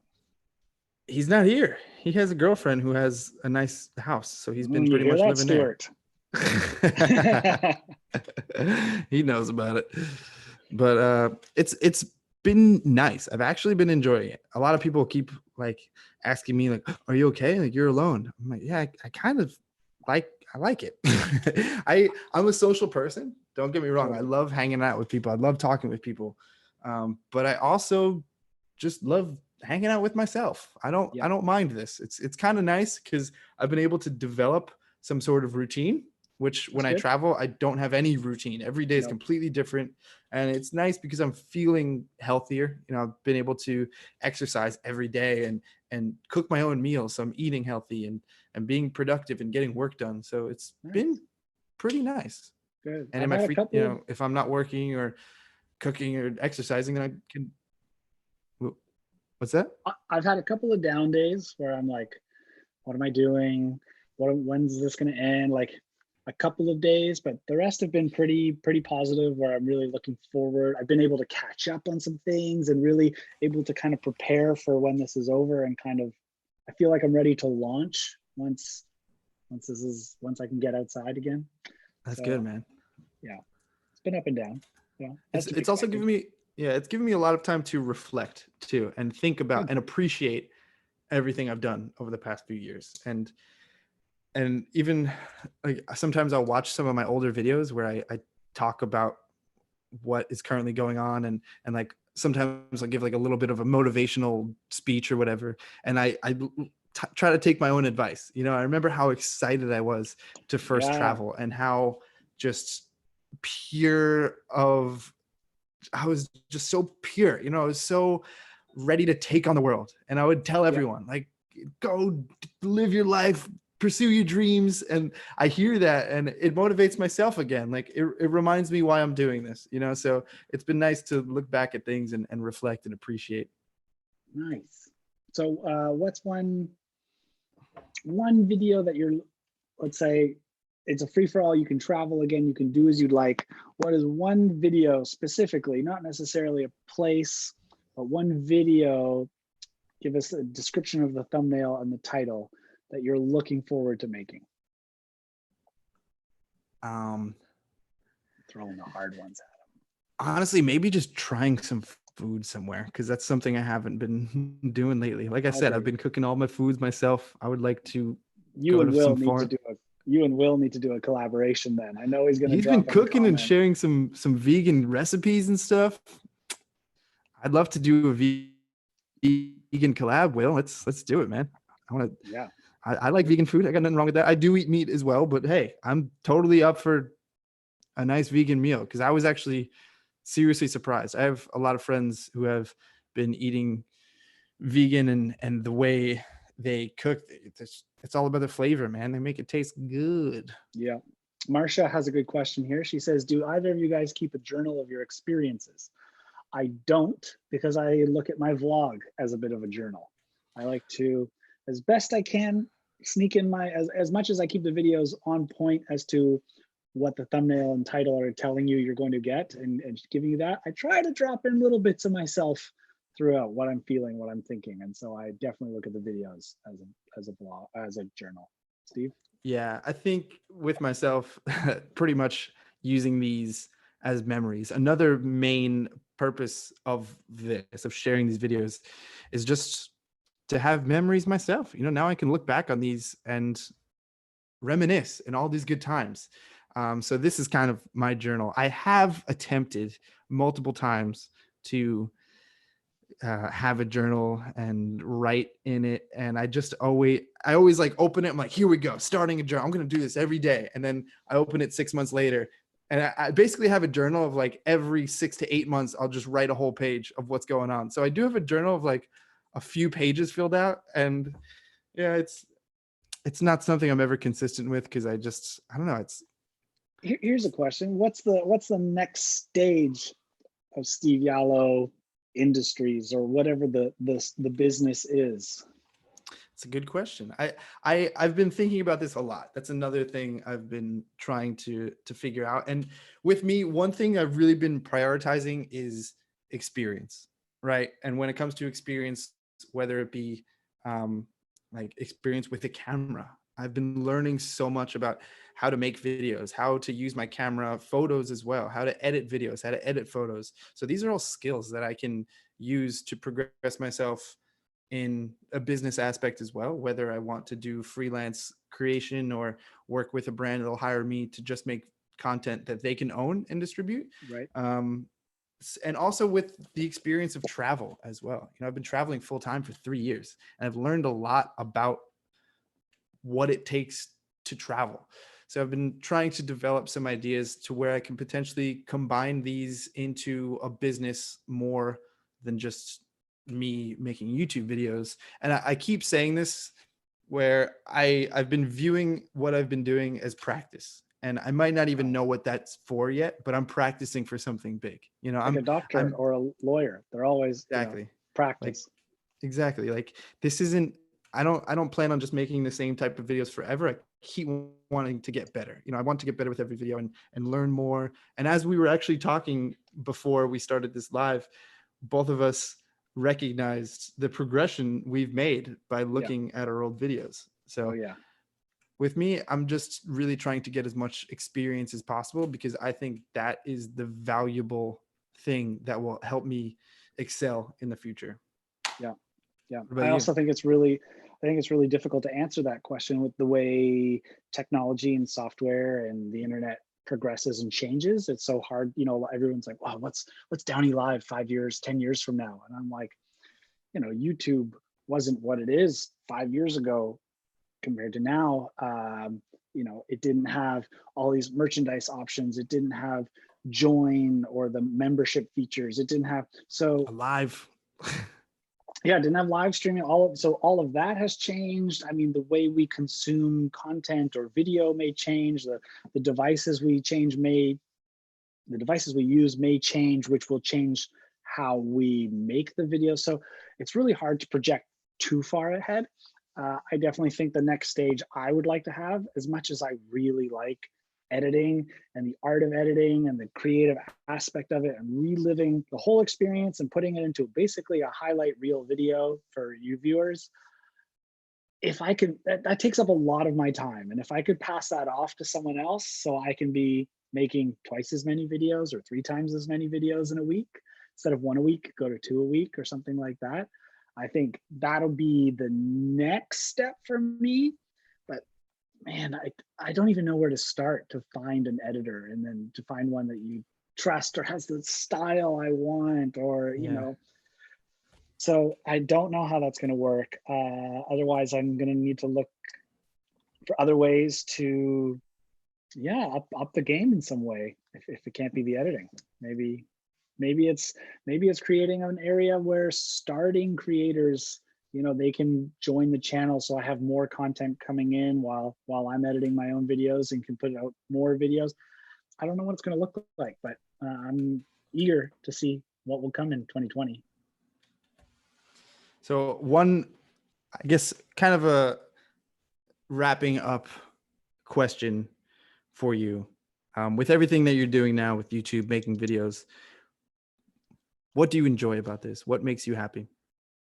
I love every single aspect of this, which has been like the difficult part, to let any of it go. I really love the creative side of thinking up an idea, something that really unique that I want to do. Tugboat is a great example. Like, what? Who else would think to go on a tugboat? But I want to. So then, how do I get onto that tugboat? Who do I have to email? Like that whole planning. And I think of that as half the adventure, just trying to figure out who those right people are, scrolling through the websites to find that contact email address. And then it would be nice if I could pass that off. But again, you build a relationship with these brands and companies, and I do want to go back. I mean, talking about ambassadorship and sponsorships, sponsored videos, I don't want to be figuring out a different contract for every new sponsor that wants a one-off. I want sponsors that want to do 5, 10 videos, and you have one contract. It's easy. It's a positive relationship, and let's work on that together. So there's the relationship building side. And then I love being on camera. I feel like I'm a personality. I'm a positive, I'm a curious person. I love being there. I love the filming too, because there's so much creativity in that. How do I want to shoot this? What's the shot? I actually go into filming with the edit already in mind. So I already kind of know what I want this video to look like. And there might be a new camera trick I want to try this time. So I have to figure that out on site, or what's the best way to do it. I really enjoy that. And then there's the editing, where you're home, you're relaxed, you've got a coffee, you sit back, and it's just, I get in the zone. When I'm editing, I'm like 8 hours into it. I hate being interrupted. I can't do short little bits. I have like a clear schedule that day and I'm in it. And I've gone one night where I just edited all night and Nicole woke up at 6 in the morning getting ready for work. And she was like, have you been to bed yet? That's how into it I get. So I love every aspect of it. And then, I mean, again, don't love the thumbnails or the key tags, like the keywords and tagging the videos and all that stuff. I mean, if there was a faster way to upload it, they've made it pretty good these days. But yeah, it's really hard for me to say. I really love all aspects, and I do think that's part of why I've managed to survive on this so long, because again, it's a passion. It's not, I'm not in it for the money. I'm trying to figure out the best way I can to make it work. Again, I don't even know if this will last for longer than 5 years. Maybe YouTube pulls the plug on monetization or this and that. So, you know, we're all trying to do our part to do our best on this while we can before it moves on to something else. But I love every bit of it. And I'm lucky in thinking that video will always survive. Whether YouTube disappears or something else, we will always watch video, whether it's TV, TikTok, you know, on a phone, on whatever device. We're always going to be engaging with people. It's all just about stories. So I think I'll be around in this way for a while. I love it, How man. about you? What do you strive for in this world? Really the thing I love so much about this is the freedom. Yes. You know, we have to hold ourselves accountable to this. You know, we are our own boss, but the freedom to do what I love. And I've made a decision to prioritize my freedom over the safety. You know, I think a lot of people make decisions because of fear. I think that's a lot of people just live in fear. The reason people get a standard job is because they are afraid that they won't be able to support themselves or support their family, and You have everyone to just see it lives. as opportunity.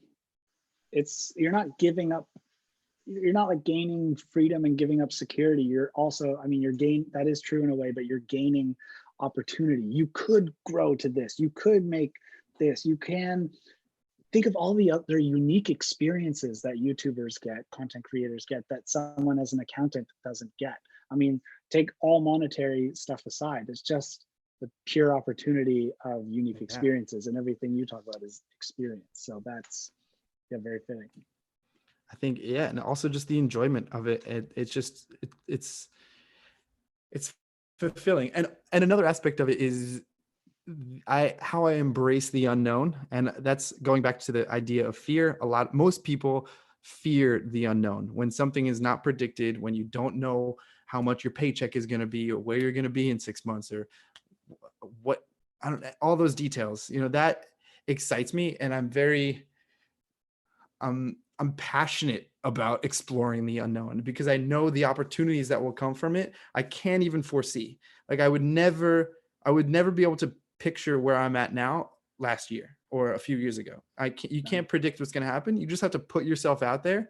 Obviously work hard. But things happen because you make them happen, and you will never just have opportunities come to you from just sitting on the couch and being afraid. You have to go out there and do it, get it. You have to make these opportunities yourself.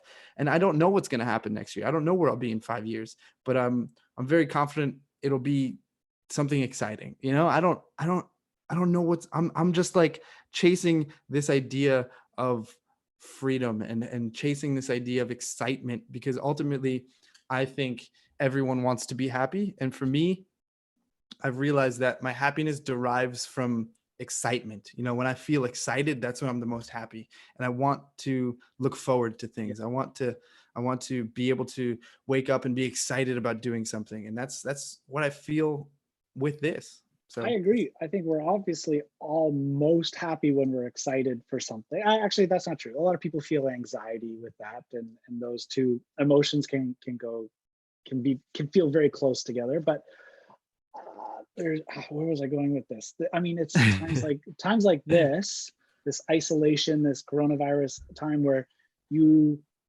can't be excited about too much. Like everything is stopped, everything's on hold.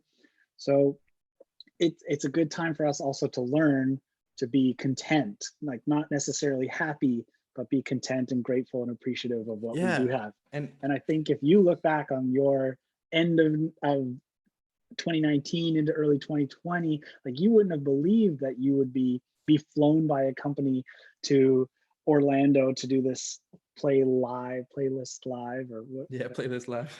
I think I got it. I mean, But then yeah, even yeah, for example, just so many things, like so many things I would have never predicted. And I just embrace it full force, man. I am optimistic about the future just because I believe you receive what you put in. You know, if I work hard, that's the thing as well. You can't just sit around and be like, good things will happen. Like, no, you actually have to do things and make an effort to work hard. But if you're that's watching and you want to be a YouTuber, you're not sure, you're starting a company, you're starting any job, you have a hobby, a project, and you're unsure about, just start it. Even if you think it's a bad video, put it out there. All of that doesn't matter. We were talking about how we've looked back on our old videos and how bad we thought they were. We've gotten better because of it, but you also don't know what opportunities will come from those things. I made a video that I thought was a bad video and it got 400 views, and I made it a year and a half, maybe 2 years ago or something. But some television producer came across it just the other day and then went down the deep dive rabbit hole of DownieLive videos and gave me a call the other day, and we're in talks of maybe a TV show if she gets the grant. And I mean, there's a lot of ifs if that happens, but still, that like video that wouldn't have happened if you didn't post that video that you weren't happy about. You know, that's you have exactly to it. just keep going. That's exactly it. So I don't know. Tal's got a question for you. Hold on, we got some questions before that. I just want to quickly. Okay, scroll up. Javindas has asked a question a while ago. I just want to quickly talk about it. How often should a new content creator post? Do you have an answer for that? As often as you can. That's what I was going to say. There's It no also depends time. it also depends on what you're making, but honestly, especially when you're starting out, as much as possible, and don't hesitate to post something because you don't think it's good enough. You know, done is better than perfect, as a lot of creators, you'll hear them say. I've struggled with this in the past, with waiting until I think it's perfect because I want everything to be perfect, but it's never going to be perfect, and you'll never get better unless you just keep going. Like keep making more. Keep that feeling of hesitation, because that shows that you care, and it shows that you will analyze it and go, oh, I really didn't like that. Don't work on it forever. Like you said, post it, absolutely post it and move on, but take everything you learned from that one into the next one. Yeah, agree with what you're saying. Oh, and I've seen YouTube channels blow up by posting 2 videos a year that have gone to hundreds of thousands of subscribers, and people just waiting for that next one. And I've seen them daily vloggers go big, but I've also seen daily vloggers burn out and not go big. So whatever works for you. It's true. I guess the short answer is as much as you can. As much as you can, yeah. All right, we got Marcia in here again. Where would you like to live if you could? And if you have kids, will you take the family on the road with you? I've thought about this. If I would, I don't know where I would live right now. I'm still kind of in the search for that. As I travel, I'm looking for more places to potentially raise a family. And I've been thinking about this too. If I have kids, which I do want to have kids, I don't know at what stage I'll be in my life when I have kids. I might change my perspective and my habits and my actions when I have a family, but I definitely want to have my children travel, not full time, but I want to have them experience the world, because I really feel, I mean, it's obvious, but when you travel, your perspective just widens tenfold when you see someone of different cultures. Exactly. Yeah. So you become kinder. Yeah. I think. What about you? Do you think you'll be living in Vancouver for? I think I'm born and raised here. I love it. The city is great. It's very expensive. So can we live here forever? I don't know. I definitely think my job as a YouTuber allows me the opportunity to kind of work from anywhere. So since my partner Nicole isn't a YouTuber, I think we'll go wherever she needs to go, whatever she needs to be. And as long as I'm close enough to an international airport, I'll be good. There you go. Cool. All right, now to the traveling class. What is your biggest goal in YouTube creations for this year once all of this calms down? I feel like this is a very typical question in the sense that it's like looking for something like, oh, I really want to tackle a documentary this year or some sort of big. I'm just talking here, but to me it feels like it's looking for a filmmaker's growth answer, and I just don't have any aspirations to make a documentary or make any of the videos bigger than they are for myself in terms of YouTube creations, as the question asks. I definitely want to explore a couple of creative ideas and how I film and try new ways of putting the video together. I want to keep testing and exploring and having fun with the videos that I make and make them different. But I really like the way of making a video once a week. I'm able to edit it over 2 days. I do take my time with it and put a lot into it, planning and filming. I'm kind of happy. I just want to keep growing it in the sense of get it in front of more eyeballs, finesse what I do, get smoother, and maybe make them a little longer, maybe hold people's attention a little bit more. But I don't think I need to take on any bigger projects in that sense. Steve? There's a few things I want to do in terms of content goals. One main thing that I would love to do, and I've mentioned this multiple times, even in other live streams, I really want to organize a group trip with viewers. So people who watch my stuff, people have expressed interest in it before, but I really want to organize a trip where I can travel and make a video series about traveling with people that found me through YouTube. Yeah, that would be really cool. Another Will's thing, done a few of those. Yeah. So I mean, you can look to him for a little insight. He's done.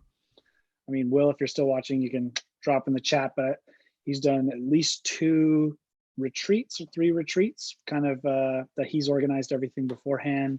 Viewers traveled to that location. You know, they had experiences booked from cooking classes together to like zip line stuff, and they all just go have a good travel day. And I actually think it's a great way for viewers to kind of meet us, see us off camera, what we're really like, or what goes into this kind of trip. But also it's a great opportunity for people who are maybe hesitant to travel or they don't want to travel alone. And now you've built this community, Steve, of viewers that, you know, they're like-minded people. They know your energy, and they know that they're going to like the stuff that you plan. And, you know, it's a win-win for everyone. Yeah, I think that's great. Yeah. Another thing, I mean, I love challenge style of videos. So one of the reasons I started traveling was because back in 2016, I participated in a travel challenge hosted by Red Bull called Can You Make It, where I traveled across Europe for 1 week with no money. And it was the most intense travel experience I've ever had. And that was my first time really ever traveling outside of vacation with my family. So that is what inspired me to travel more. So I've always had this, you know, interest in challenges, right? Even my most recent, like I told you with the 25th birthday video, like one of my favorites. It's a challenge. There's a goal oriented thing, and it's something that it's not guaranteed either. So this could totally flop and I could fail. Right. Most recently in January, I did a challenge in New York City called 2 Days, 2 Ways, where I lived 2 days on 2 different budgets. And unfortunately the video did terrible in terms of views, but I don't care because I had such a great time. And I mean, if you're watching this right now and if you haven't seen those 2 videos, go check those out. I put a lot of work into making them. Essentially what I did was I lived 2 days in New York City on 2 different budgets. So the second day I had $500 to spend, but the first day I only had $25. And since I was in New York, my biggest challenge was to find accommodation. So I just went up to strangers on the street and asked if I could sleep over. And it was just a crazy, crazy experience. And I would also like to make, keep going like with that question from Tal. I would love to make another complete travel series, because I like to make travel guides, but I want to do something different that is not necessarily something you can replicate. So not a travel guide, a very unique experience, go on an adventure with someone else, with another creator, and experience something big, like something like just Like what? Tell us. I don't know yet. It'll be a surprise. Okay. I don't know, just something different, not the typical, Like the typical, challenge wise. not necessarily a challenge, but maybe a location that's not typically traveled, or doing something a little less ordinary, going to places that most people don't go to, and getting maybe, I don't know. I love interacting with locals, maybe just staying at locals places and stuff. Like I said, that you can't necessarily replicate. Yeah. So it's not necessarily a travel guide, more of a travel series of a unique experience. Yeah. How do you go about, do you ask people to film them if you're out on the streets, or? It depends. Sometimes if I'm in public, I might just start filming it. See, I feel different out on the street versus like in a restaurant or on an airplane, where those are like confined spaces that people are sitting. Yeah, that's different. If I'm in a private place, I'll definitely ask permission. But if I'm in public, I'll probably just start filming and see how they react, and maybe even, it depends on what I'm doing as well. But most of the time, I seek forgiveness rather than permission. It's typically how We've all been told that. We've all been told that advice. Will said something. Yeah, Will said he's done over 10 retreats. What? Yeah. Also, I'm surprised Will's still here. Thanks for watching, dude. We've got that audience retention rate high with Will. Yeah. Cool. It's almost been 2 hours, so I'm gonna end this soon. If anyone has any final questions, drop them right now, because we're gonna end this in a minute. Marsha's still in here. Even just a camping Man, yeah, you guys have really stuck around. Thank you so much for watching. Yeah. And obviously, give it a like. Send those super chats over to Steve right now. Also, the link shuts it down. The link is in the description to Mike's channels, his YouTube and Instagram. So if you haven't subscribed to him, do it now. Yeah, I have a few videos over there. I have a couple that'll keep you entertained for a little while. Do you know how many videos you have? I think it's over 200. How about you? Yeah, over 2. I don't know the exact number, but over 200. It's been a lot. Yeah. I think maybe over 300. I don't know. Really? I might actually be able to tell. Also, Jedge with the last comment. Thank you, guys. Thanks for joining, Jedge. Todd, if you're still in here, thanks, Todd, with 1D. You have 283 videos. 283. Yeah. Thanks. And I have 230. I have 230. Just when you search on YouTube the channel name, then it comes up. Oh, it shows right there. Channel and videos. Yeah, it tells you your subs and number of videos. Oh, Cello is a longtime viewer, a homie of this channel, and I feel bad because I never know how to pronounce your name properly. Is it Cello? Is it Cello? Is it Abe? Abe? I don't know how to pronounce your name, dude. You got to reach out to me and send me a voice message on Instagram or something with how do you say your name, because you're always in the live streams and always Cello Abe. Cello Abe. It sounds very Italian. I don't know. What is that? I don't know. You've got a great audience over here, Steve. Thank you for having me on. Dude, thanks for coming, man. Cello just asked when's the next live stream. I'll let you know. If you guys don't follow me on Instagram, I'll post updates there.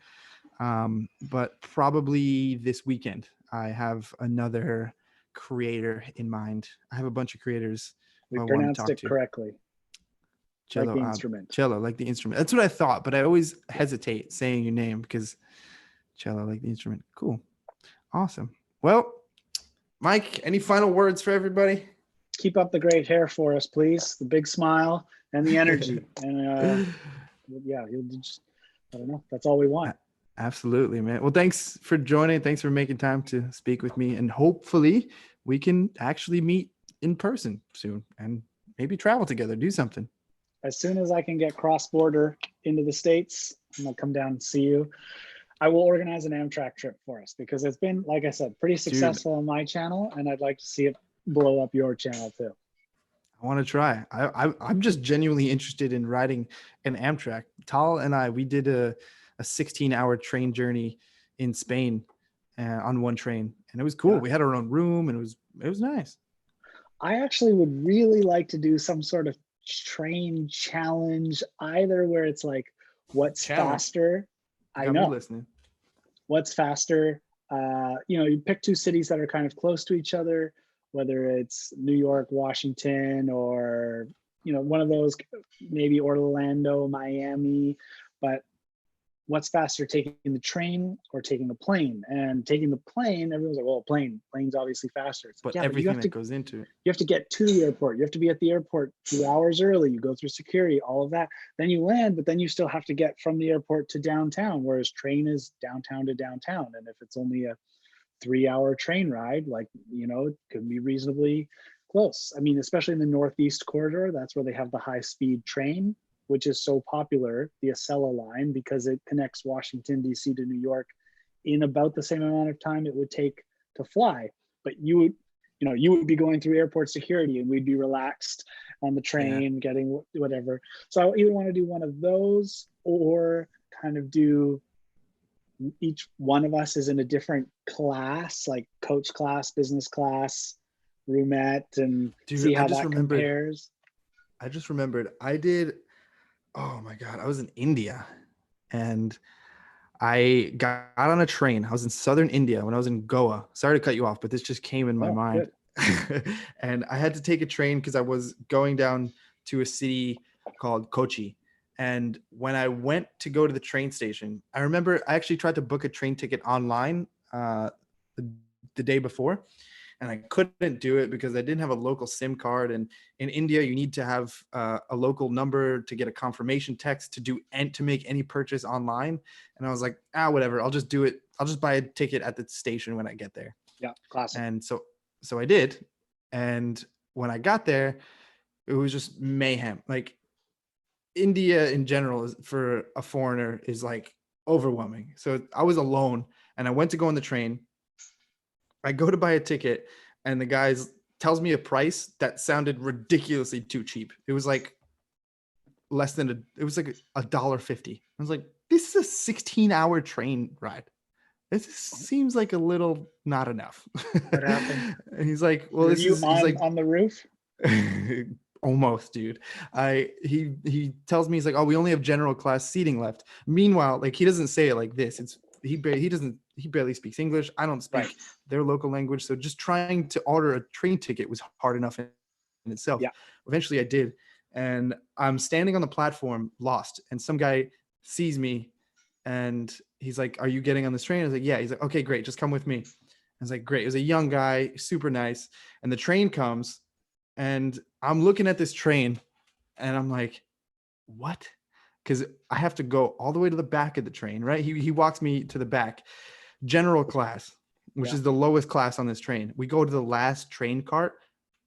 It's full. Like, when I say full, like, not just the seats, like people standing. I had to push to get on the train. I was like, oh my God, I had 16 hours. Where like, there's some, the way the seats are, it's like a booth, 16 basically. Hours standing? Well, no, the first few hours I couldn't get a seat. So even like, there's some like where you put luggage, like an overhead thing. There are people sitting and laying up there. Like, there's no room for bag. Like, I had to push some guy over to put my bag up there. Like, oh my God, dude. And then he was just laying on my bag. I was like, oh my God, it's crazy. People everywhere. Well, the guy I was with kind of moved him over because there's just so many people. And I had to stand for the first 2 hours of this just train of just smelly sweat, and it's hot in there, and it's like, oh, it's terrible. And then eventually some guy gets off the train, and there's a space about this much of a seat left. So some guy looks at me, he moves over like this, and there's like this much. So I sit down, and I'm like hanging on the edge of a seat. That's another hour. So I have like this much seat to sit on for another hour. Eventually people start like getting on and off the train, because it's not a 16-hour train ride for everybody, right? Like this is stopping every it has stops. 30 minutes. So people are getting on and off. And eventually like people get off in my row. So I have a seat, but I'm sitting with 4 other people where 2 people are supposed to sit. So we're like this, and I have another 10 hours of this, and I'm alone, by the way. Like I'm not traveling with anyone. My first time on a train in India. Don't even know if I'm going the right way. I was like, oh man. Don't you think they could just add more train cars to that thing, or like run them more frequently? Like holy cow. I don't know. But at one point I remember I was trying to fall asleep in such an uncomfortable position, and I had 2 men on either side of me, both sleeping on my shoulder. Like both of them are head on my shoulder, sleeping, and I'm there like, oh. Do you have video of this?